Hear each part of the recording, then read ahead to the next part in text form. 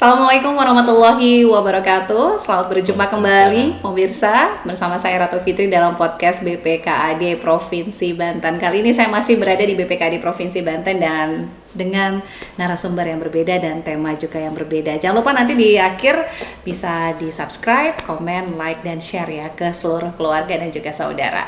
Kita kali ini masih terkait dengan beberapa program dan juga ingin lebih kenal ya terkait dengan tugas dan fungsi dari BPKAD. Nah, ini kita sudah berada langsung bersama Bapak Agus Setiadi, SHMH selaku sekretaris dari BPKAD Provinsi Banten. Assalamualaikum warahmatullahi wabarakatuh. Waalaikumsalam Mbak Fitri. Apa kabar Pak Sekban? Sehat? Alhamdulillah sehat. Alhamdulillah. Seger banget nih pakai batik terus ada rompi birunya ini. Ini pakaian khusus. Ada filosofinya kayaknya ininya nih rompinya nih ya Pak ya. Oh ada. Ada tulisan apa sih itu Pak? Ini penyuluh anti korupsi. Waduh, berani kompeten. Ada tugas hebat. tambahan. Ada tugas tambahan. Tugas BPKAD juga udah banyak ya. Tapi tambah semangat ya Pak Sekban ya. Iya. Tapi kabar sehat ya Pak? Alhamdulillah sehat Mbak Fitri. Alhamdulillah. Akhir tahun makin banyak kerjaan nih kayaknya Pak. So pasti. So pasti. Ini padat nih ya. Padat merayap ya. Padat merayap ditanjakan.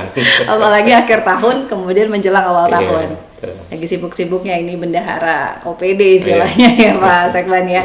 Kalau gitu kita pengen tahu nih Pak Sekban, mungkin boleh dijelaskan sedikit kewenangan dan juga tupoksi dari BPKAD Provinsi Banten. Tugasnya apa saja sih Pak?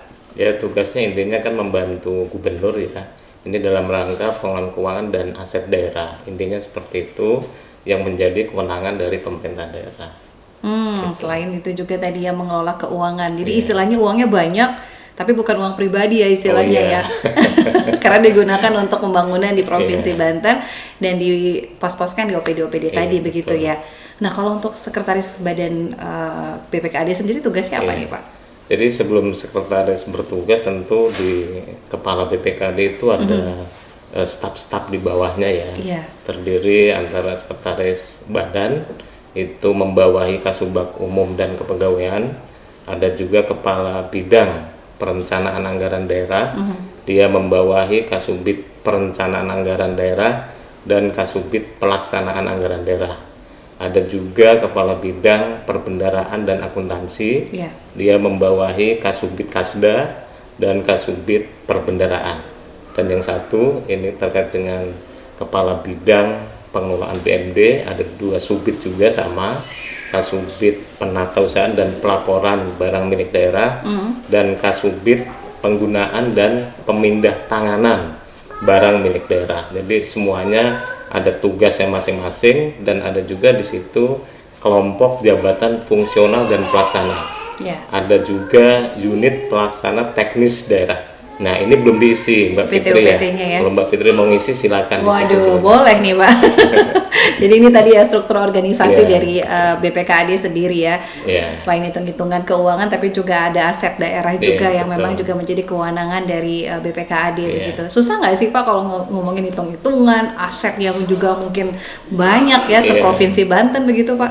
Kalau sudah dilaksanakan rutin, saya pikir nggak ada yang susah yang seperti itu ya. Apalagi kalau udah cinta ya sama pekerjaan ya Pak ya. Betul. Berarti Pak Sekban sudah berapa lama nih kalau di BPKAD Provinsi? Saya di BPKAD itu semenjak berdiri 2017. Dulu itu kan gabungan antara Dinas Pendapatan dan Biro Keuangan itu di tahun 2008 saya udah ikut bergabung di situ. Saya di anggaran di situ. Sampai dengan berpisah nih antara SOTK baru ya. Pendapatan dengan keuangan dan saya masih tetap di keuangan. 2017 keuangan ya. Sampai dengan 2023 yang lalu 30 April ya itu masih di bidang anggaran. Baru di awal Mei saya menjadi sekretaris BPKAD. Luar biasa nih perjalanannya di BPKAD ini cukup panjang ya Pak Sekban ya. Dan alhamdulillah ini sampai dengan saat ini masih setia juga. Masih setia. Masih setia juga dan masih hitung-hitungan istilahnya ya. Nah setelah tadi kita tahu terkait dengan kewenangan, kemudian tupoksi, kemudian struktur organisasi juga di BPKAD. Nah ini juga mungkin pemirsa juga ingin tahu nih seperti apa sih Pak mungkin tugas pokok rinciannya selaku sekretaris kan tadi sudah sedikit dijabarkan. Nah ini pastinya kan ada perbedaan ya. Tadi ada keuangan kemudian asetnya dan membawahi beberapa bidang-bidang di bawahnya. Bentuk komunikasi dan koordinasinya seperti apa nih? Kalau tugas pokok selaku sekretaris tentu saya membantu kepala badan dalam perumusan, penetapan, pengkoordinasian dan pengendalian pelaksanaan tugas di lingkungan BPKD Provinsi Banten. Itu tugas pokoknya. Nah, ada rinciannya. Ada lagi bawah-bawahnya ya. Pokok itu kan yang pokok-pokoknya saja ya. Tapi ada rinciannya. Misalnya, misalnya kami harus menyusun rencana kerja berdasarkan rencana strategis badan untuk di lingkungan sekretariat. Yang kedua, tugasnya tentu harus mendistribusikan pekerjaan kepada bawahan. Ada kasubag umum dan ada jabatan fungsional di bawahnya. Selain itu memberikan arahan ya, setelah distribusi tentu harus dikasih arahan ya. Setelah itu kita menyelia pelaksanaan tugas mereka, menyelenggarakan administrasi umum, keuangan, jadi banyak di situ ya. Jadi kalau dulu turunannya banyak ya. Jadi ada kaitan dengan pemeliharaan barang milik daerah juga di situ. Kalau dulu saya di anggaran kan bagaimana meminimalisir anggaran itu jangan bocor. Seperti itu ya. Tapi hampir sama juga kalau di sekretaris.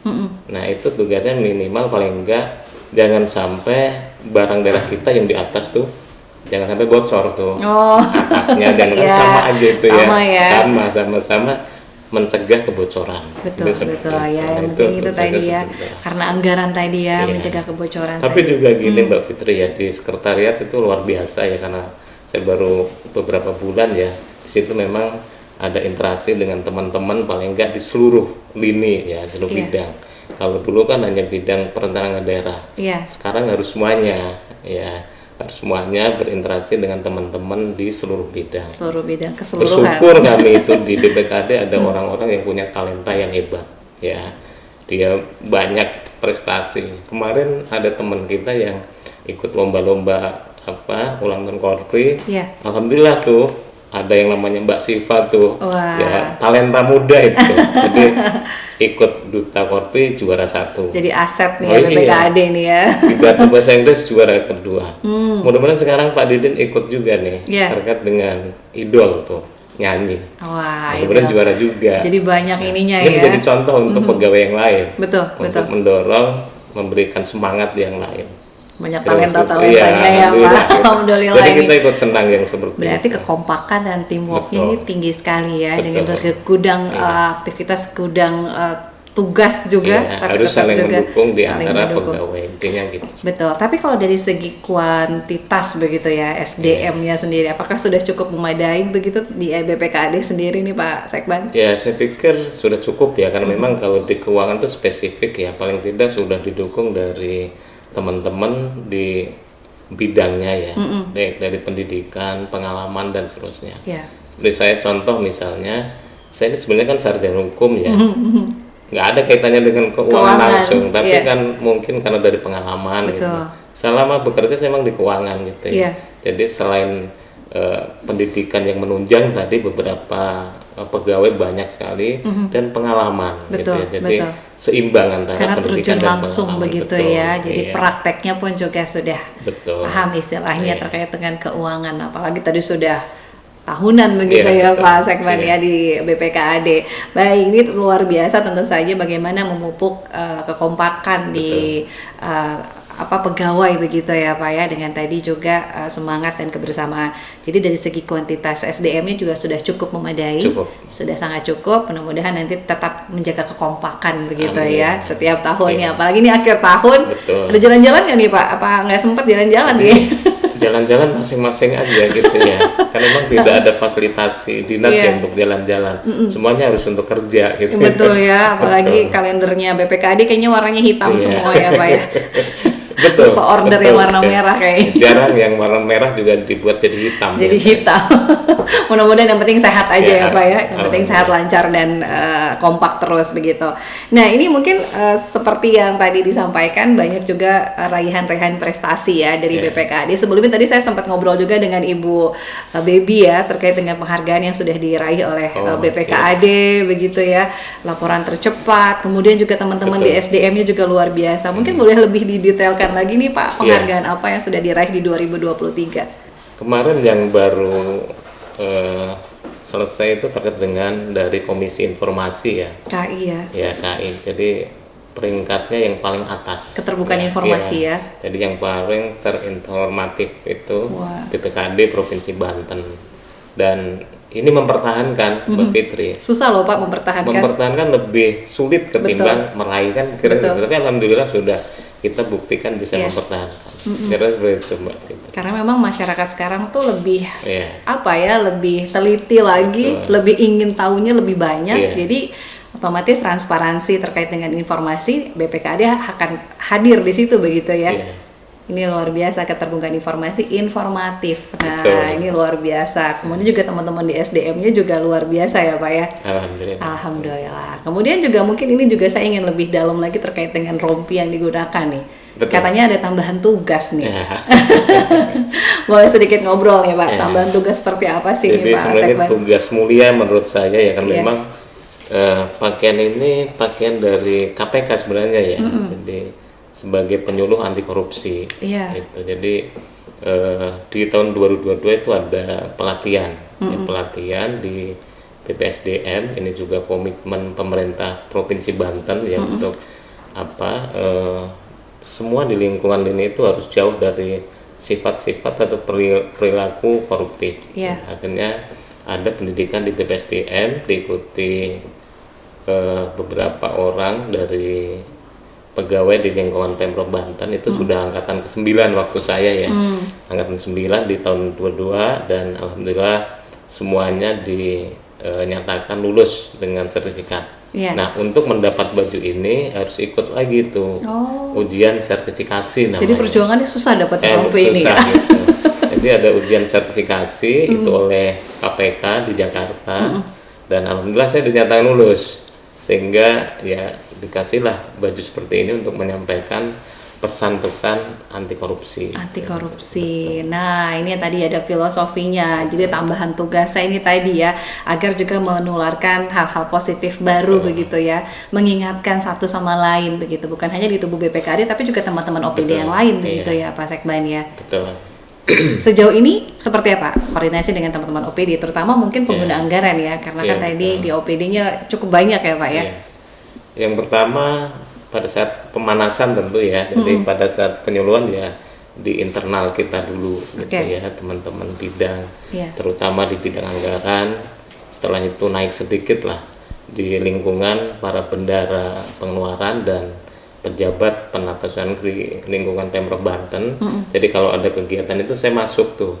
Ya saya masuk, ada Ibu Baby yang menyampaikan penatausahaan, saya masuk menyampaikan materi anti korupsi. Nah, setelah itu saya juga agak keluar sedikit gitu ya. Pada saat diundang misalnya menjadi narsum di BPBD Provinsi Banten, itu pesertanya dari kabupaten kota, dari akademisi dan stakeholder yang lain, saya selalu sisipi tuh ya. Jadi materi-materi dasar paling tidak anti korupsi saya masukin. Dan terakhir kemarin di tingkatan untuk yang kepala BPKD kabupaten kota seprovinsi Banten, itu sekalian dilaksanakan rakor dengan kabupaten kota. Saya masuklah di situ. Jadi mencari peluang lah untuk bisa menyampaikan sebanyak-banyaknya pesan-pesan anti korupsi. Jadi tugasnya bukan di Banten aja ya, tapi kabupaten kotanya pun juga menjadi tugasnya juga untuk menyampaikan anti korupsi tadi. Materinya lebih kemana sih Pak kalau untuk penyuluhan anti korupsi ini? Paling tidak saya menyampaikan materi yang dasar-dasar dulu ya, bagaimana memahami delik-delik tindak pidana korupsi. Karena memang itu banyak di lingkungan kita gitu ya. Itu kan sudah diatur ya di dalam undang-undang tentang pemberantasan tindak pidana korupsi. Itu terakhir di Undang-Undang 20 tahun 2001. Jadi yang namanya korupsi itu bukan hanya kita terima uang. Ya, jadi memperkaya orang lain itu juga bisa masuk tindak pidana korupsi. Gitu. Karena menjadi jembatan tadi ya. Ikut serta. Gitu. Termasuk juga di dalamnya itu juga akan ada tindakan pidana juga, termasuk merugikan keuangan negara, intinya seperti itu. Jadi itu juga ada dalam materi ya Pak Sekban ya. Karena memang riskan sekali begitu ya sebetulnya ya, dan memang kalau ngomongin anggaran ini memang ya tadi ya sensitif begitu ya. Soal keuangan nggak nggak boleh kurang, nggak boleh lebih gitu ya. Harus pas ya istilahnya ya. Kalau pinjam teman-teman Pertamina itu harus pas terus gitu. Nah, sejauh ini sudah seefektif apa nih Pak Sekban dengan tadi penyuluhan ke teman-teman di internal? Paling tidak kalau kita sudah menyampaikan, nanti akan kembali ke teman-teman ya. Bagaimana dampak bahayanya korupsi itu. Selain merugikan keuangan negara, tentu kita kalau terjerat kita akan malu tuh, ya kan, keluarga kita, saudara kita, anak kita, dan itu akan memberikan efek yang nggak bagus. Betul. Iya. Kalau waktu gimana Pak? Termasuk juga dalam materi nggak? Harusnya datang jam 9, kita datang jam 11. Itu sebenarnya bagian dari integritas pegawai.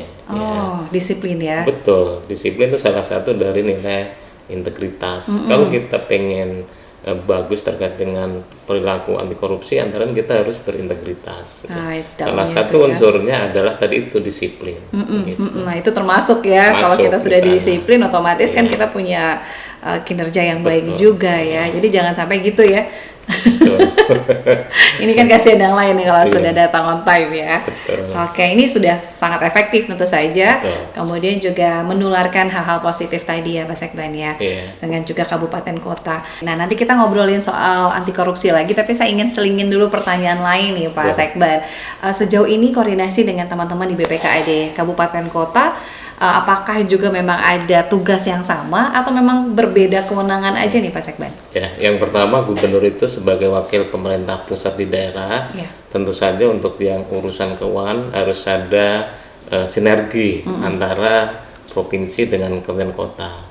Di Provinsi Banten kita melaksanakan rapat koordinasi keuangan dan aset. Itu rutin dilaksanakan minimal 3 kali dalam 1 tahun. Di situ pun kita memberikan penghargaan kepada kabupaten kota yang menyelenggarakan keuangan itu dengan peringkat terbaik. Dan kemarin 2022 juara umumnya itu Kabupaten Tangerang. Kita tunggu nanti di akhir 2023 apakah bisa mempertahankan Kabupaten Tangerang atau oleh kabupaten kota yang lain. Di akhir tahun ini ya. Itu terkait dengan harus sinergi antara provinsi dan kabupaten kota. Jadi ada apresiasi ya untuk teman-teman di kabupaten kota, diberikan penghargaan tadi untuk memotivasi juga begitu ya Pak Sekban ya, ke depannya akhir tahun ini akan diselenggarakan lagi ya. Jadi nanti mempertahankan tadi nih yang tadi disampaikan Pak Sekban sulit, tapi bagaimana kekompakan kemudian juga bentuk komitmen ya dari masing-masing kabupaten kota. Saya kembali lagi nih kayaknya menarik juga nih ngomongin soal anti korupsi begitu ya, dimana Pak Sekban ini sebagai salah satu yang dipercaya begitu ya, juga untuk bisa mengingatkan satu sama lain untuk anti korupsi tadi. Bentuk-bentuk anti korupsi jenis-jenisnya apa aja sih sebetulnya sih Pak? Di Undang-Undang Nomor 20 Tahun 2001 tentang pemberantasan tindak pidana korupsi sebenarnya itu ada sekitar 30 bentuk. Banyak ya. Tapi diringkas itu biasanya dikelompokkan ada 7 jenis tindak pidana korupsi. Ada 7, paling enggak kita harus sampaikan ke teman-teman kita. Yang pertama, tindak pidana korupsi kerugian keuangan negara. Ini tuh modusnya itu mencari keuntungan dengan melawan hukum. Kalau di lingkungan kita biasanya ada istilah, kalau pernah dengar Mbak Fitri misalnya markup, melakukan markup, menaikkan harga. Ada juga markdown, dia menurunkan kualitas, atau melaksanakan kegiatan fiktif.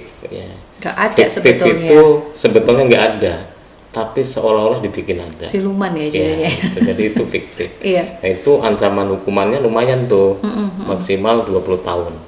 Dendanya 1 miliar. Karena merugikan keuangan negara. Betul. Jadi kita harus hindari yang seperti itu.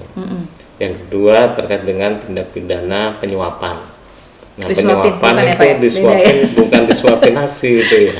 Tapi itu dia bisa memberikan uang pelicin misalnya, menyogok tuh. Biar lancar nih gitu ya. Jadi itu bisa disebut tindak pidana korupsi kalau misalnya dia memberikan sesuatu atau memberikan janji ke siapa? Ke pegawai negeri, ya kita atau penyelenggara negara.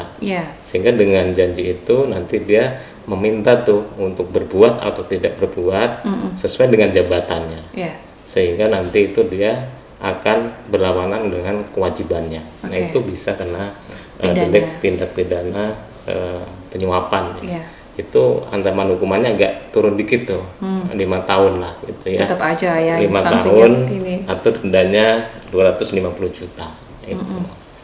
Penyuapan, jangan mau disuap-suap. Nah, apalagi itu dua-duanya juga kita kena itu banyak yang seperti itu ya, mencoba menyuap itu banyak ya, apalagi BPKAD yang rawan ya kan, memang mengelola uang. Iya, iya. Tapi keduanya itu bisa kena sanksi pidana ya, termasuk juga yang dari pihak luar itu tadi ya. Oke, itu tadi penyuapan kedua ya. Yang ketiga itu ada pemerasan tuh.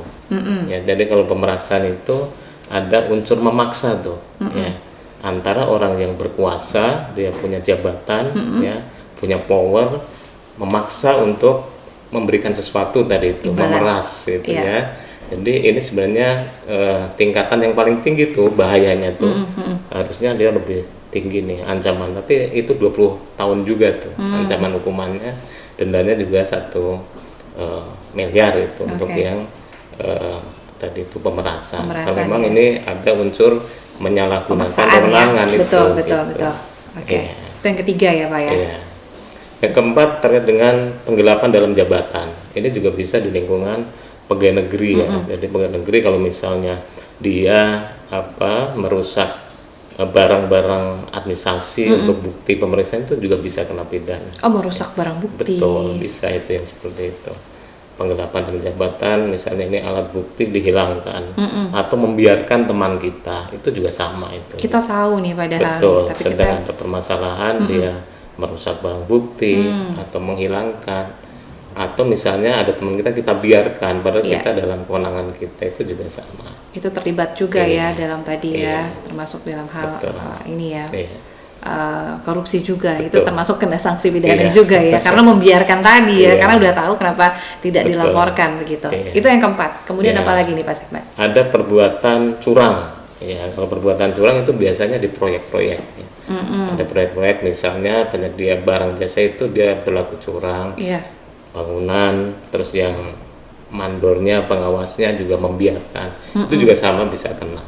Gitu. Jadi itu namanya perbuatan curang. Jadi semuanya sebenarnya sudah diatur yang seperti itu, yang kegiatan-kegiatan di lingkungan kita kan sudah rutin itu ya, mestinya bisa menghindari dari perilaku itu. Jangan sampai kita berbuat curang. Itu termasuk juga dalam tindakan korupsi ya. Betul. Karena merugikan jatuhnya ya. Kita yang kelima, masih ada 2 poin lagi Pak. 2 lagi ya. 2 lagi. Yang keenam itu benturan kepentingan dalam pengadaan, khususnya di barang jasa ya. Jadi namanya proses pengadaan itu harus dilakukan secara adil, transparan, terbuka untuk umum. Ya. Jadi siapa itu pemenangnya? Pemenangnya tentu yang dia kompetitif tadi itu, ya, berkualitas dan seterusnya. Nah, itu harus menjadi pemenang. Dan yang terpenting, orang-orang yang terlibat itu, yang dia menyelenggarakan tadi, dia tidak boleh ikut, ya, tidak boleh ikut baik langsung maupun tidak langsung seleksi itu. Jadi nggak boleh. Jadi itu harus pihak luar ya. Betul, itu benturan kepentingan dalam pengadaan. Ini juga sensitif nih terkait hal ini ya. Kepentingan tadi ya, tadi punya peluang yang sama, tapi yang sesuai Pak Sekban sampaikan harusnya memang sesuai kompetitif tadi, yang memang mempunyai spek yang tadi di dalamnya. Apalagi itu barang jasa begitu ya Pak ya. Itu lebih banyak. Terakhir apa nih Pak yang punya? Yang terakhir itu gratifikasi. Wah, ini juga sering kita dengar gratifikasi. Jadi kalau gratifikasi itu dia menerima pemberian dalam arti luas, yang berkaitan dengan kewenangan atau karena jabatannya, ya kan? Ada kepentingan khusus. Ada kepentingan khusus itu. Jadi ada semacam tanam budi lah, ya, tanam budi dulu.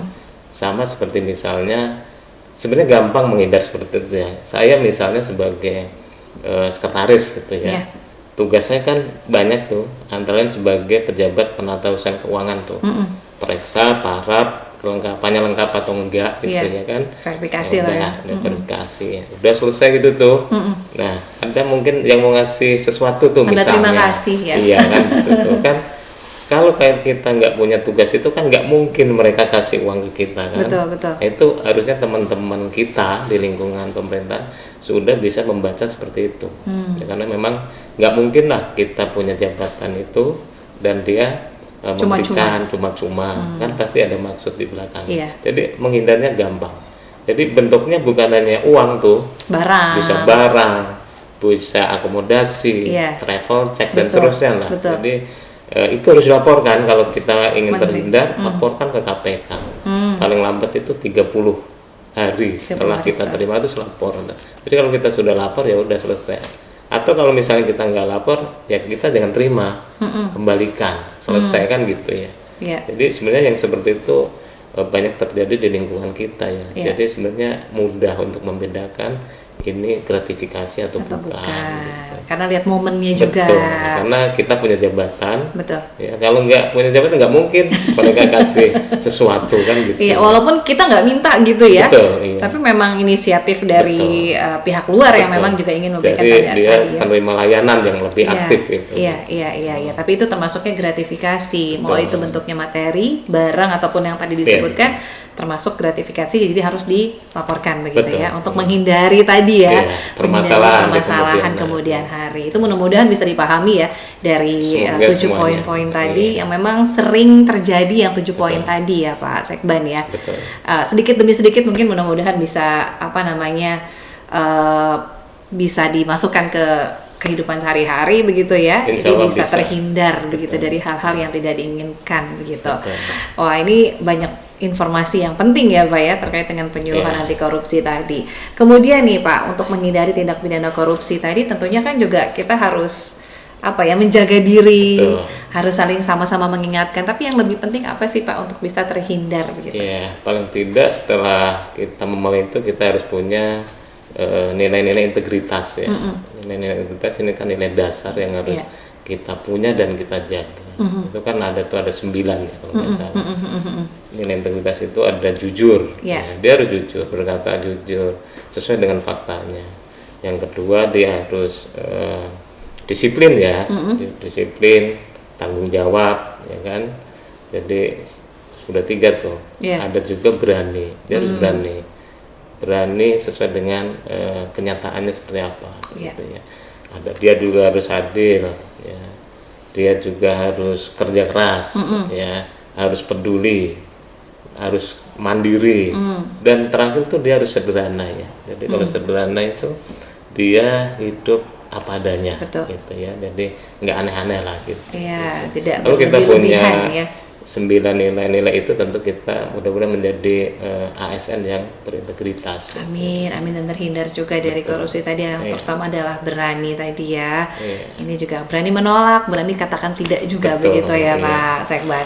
Wah, ini ternyata nggak kerasa sudah 30 menit. 30 menit ya. 30 menit kayaknya nanti harus ada tambahan sesi lagi untuk Pak Sekban ya. Di lain waktu kita ngobrol-ngobrol lagi. Tapi terakhir mungkin pesan yang ingin disampaikan nih untuk masyarakat yang saat ini menyaksikan atau mungkin juga untuk teman-teman di lingkungan BPKAD atau teman-teman UPD. Silahkan Pak Sekban.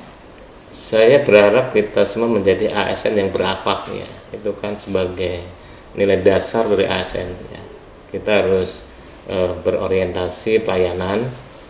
Terus kita juga harus akuntabel, kita juga harus kompeten, kita juga harus harmonis, ya, harus loyal juga, adaptif dan kolaboratif. Itu kan slogannya ASN tuh, ya.